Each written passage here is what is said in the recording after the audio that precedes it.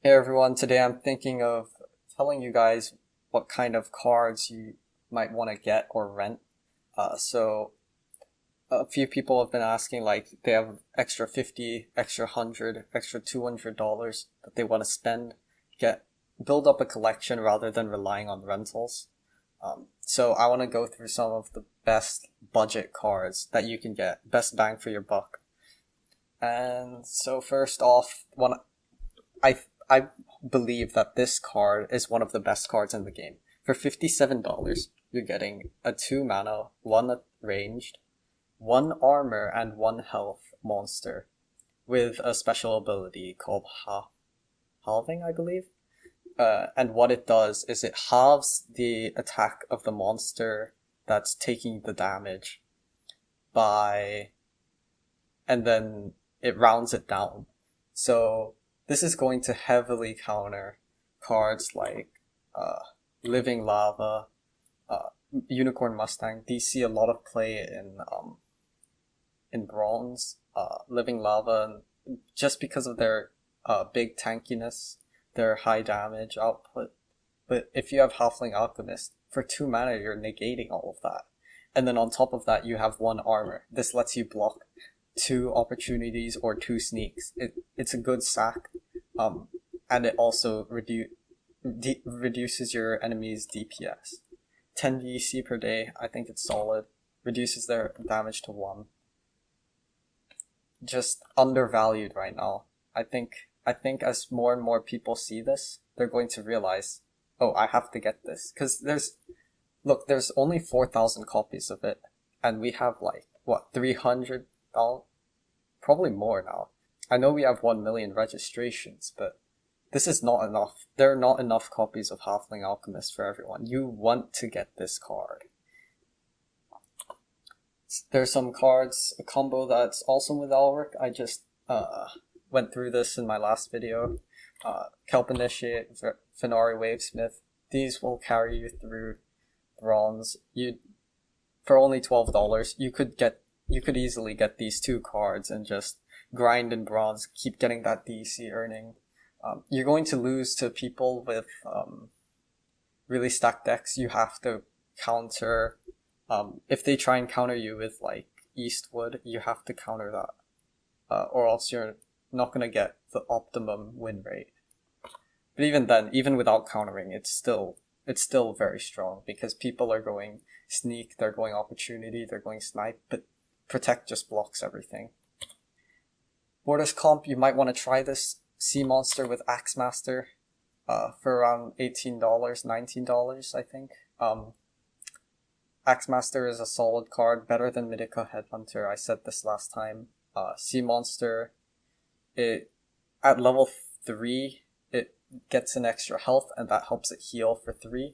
So maybe if you're thinking of getting a level 2 BORTUS, and you might think of getting a level 3 Sea Monster as well for a solid tank. And then for Earth, I only have one real recommendation, and that would be Wood Nymph. This card, 4 mana, tank heal. Tank heal is the important part. This allows you to keep healing that Unicorn Mustang with for 3 per turn. You're also gonna have extra magic attacker. Just a solid card. The only reason I'm recommending only 1 card for Earth is because right now I think all of the Earth rentals are very Earth cards, they're all very overpriced for their value. And there's some leaderboard combos that are very strong. Prince Renin, Lama Kron, Xander Foxwood with level 3 Earth Elemental Child of the Forest. But those aren't very budget friendly, so I'm not going to be covering those here. Earth in general is a very expensive splinter. For Fire, I'm a bit unsure because I usually just use Yodin on my main account. On my F2P account, I usually just go with the spellbook cards. I don't see any reason to rent, but if you want to rent, here's some like suggestions. Antminers and Flame Monkey, these are your tanks. You could also go Cerberus. I think Cerberus is actually better. but some people like to go Flame Monkey and add minors, especially if they have Furious Chicken or Creeping Ooze. So your add minors is going to get like a bunch of health. Lava Launcher. This card, people have been saying it's solid. I haven't used it. It looks very expensive for its damage output. 9 mana for only 3 damage. It's supposed to be also a tank, but I don't see why you would be actively putting your main DPS as a tank. Magic damage is going to wipe it very quickly with only 5 health. Pyromancer is another solid card. If you go fast fire with Fire Elemental, Goblin Shaman, Spark Pixies, this is going to just buff your damage. You might even see some knockouts on their second position, especially if they're also going fast fire. You're going to hit their Fire Elemental twice in one turn rather than having it be knocked out on the second turn. So that just reduces their DPS by 3 on the second turn, and that can lead to big, like, just more consistent DPS for you over your opponent. Not budget-friendly solution for fire. Yoden Zaku, do not rent this. It is expensive. Unless you're going for leaderboard, do not get these cards. You see, Phyrexia General, $20. It's one card. It's not that strong even without Yoden by itself.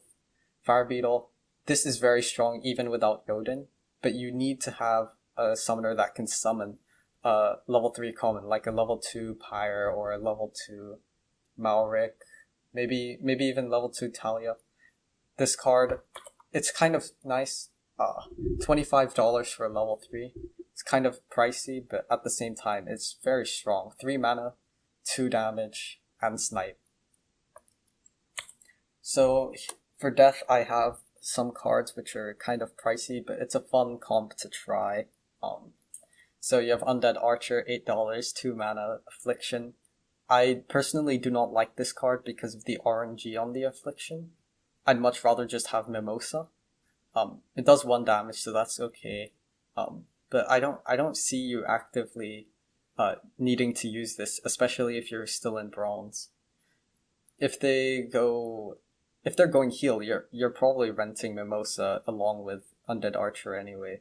So this card, a bit overpriced in my opinion. We have cards like Shadowy Presence, $12. I think this is a good card. 1 mana, 4 health. Very mana efficient. Block Sneak, block Snipe. We have Horclaw, $20. Very solid tank. Has the shield ability. Hard to get through even for magic because it has 9 health. Mimosa Nightshade. If you pair this with Horclaw, they're not going to deal much damage. It's one of my favorite combos in the game right now. It just feels so good, and so satisfying when they just deal 0 damage every turn. The only way they're going to kill you is with big damage, backline damage, and specifically melee. Not Death Elemental is going to become useless because of Mimosa's Void. The Affliction is very nice. You can out-sustain them in most cases. But the only catch with Death is that you need to be renting or buying some of the more expensive cards, which aren't very budget-friendly. Cards with big damage like Soulstorm. I think Grim Reaper, Octopiter. Octopiter level 3 is quite nice to have. 20 DEC per day for Mimosa. I'm not putting the price because it's depressing. It's a $200 summoner. It's not going to be fun trying to save up for it just for 1 card. But if you can rent it for a day or 2, I think it's a lot of fun. Base life. This is just to supplement your existing life collection from your starter set. So you have Pillacore Conjurer, decent tank. I wouldn't use this every time as your main tank. Maybe if you're using it with your Crystal Werewolf, you can put Crystal Werewolf behind it. Crystal Smith, life has gotten a lot of love from the recent CL reward cards with Venari, Crystal Smith, and Conjurer. These are just solid cards. you're gonna want Crystal Smith for that double heal with Divine Healer, I believe it's called. Silver Shield Bard, it's really interesting because you can actually put this with your Truth Bearer, I believe? Shield Bearer? The big taunt card. And in Poison rule set, you can cleanse the poison on your front line, and then it will just likely out-sustain your opponent. And next we have Armorsmith. This card is, I believe, a must-have if you're very into life. You like using Tyrus Palladium. Its ability repair repairs 2 armor from one of your monsters. 2 mana, extremely worth it. The only problem with it is it's low health, so it can be knocked out by opportunity. But if you put say you put a Furious Chicken in front of it, it's not going to get knocked out because if you put any 1 health monster, that will be targeted first. And likely with the shield from Tyrus, it's not going to get knocked out. So it's a very solid card. Crystal Werewolf, this reduces your enemy's magic damage. I think it's a very good card. For 3 mana, you're getting reduction on magic damage, which is very prevalent in the format currently. If you put this with Clay Golem now, and if you have double heal, you're gonna have a Void monster who is taking 0 damage from most of your opponent's monsters, and then on top of that, maybe you take 1 damage from a Jin Shanus or something like that. You're going to have double heal from Crystal Smith and Divine Healer. So I think this is just a really fun, kind of solid deck. It doesn't work against a lot of things though. You have to be wary of cards like Living Lava, who can just deal tons of damage. If they have lots of damage, this falls apart quite easily. If you don't have Silver Shield Bard and they have Affliction, this falls apart. But it's kind of fun. I don't personally use Life very much because I prefer Water, but I can see this working very well, especially if you enjoy using Life. Another non-budget friendly solution, well, it's kind of mid-range. It's mid to high range. It's still quite pricey though. Silver Shield Assassin level 3 with Dragon Scale level 2. This is going to buff your Silver Shield Assassin to 3 damage per attack, and it gets 2 attacks per turn because of the double strike ability. And this is on Sneak, by the way. So even if they put a Cyclops to tank this, you're negating 6 mana for 7 mana, and then the next turn you also have another 6 DPS. It's just crazy. And combined with Silver Shield Knight, this card becomes insane. You're dealing 8 damage in 2 strikes, over 2 strikes I mean, to their backline monster. But it is kind of pricey. The cheapest 2 level 3s are around $48.50. So I can see this around $50, $60. And then with Daria Dragon Scale level 2, it's $135. If you're playing for leaderboard, this is very strong. If you're going into silver, this stays relevant. It's still very, very strong even in silver. Some bronze staples with massive utility. These are very good. You want to pick these up. If you don't have these, rent them.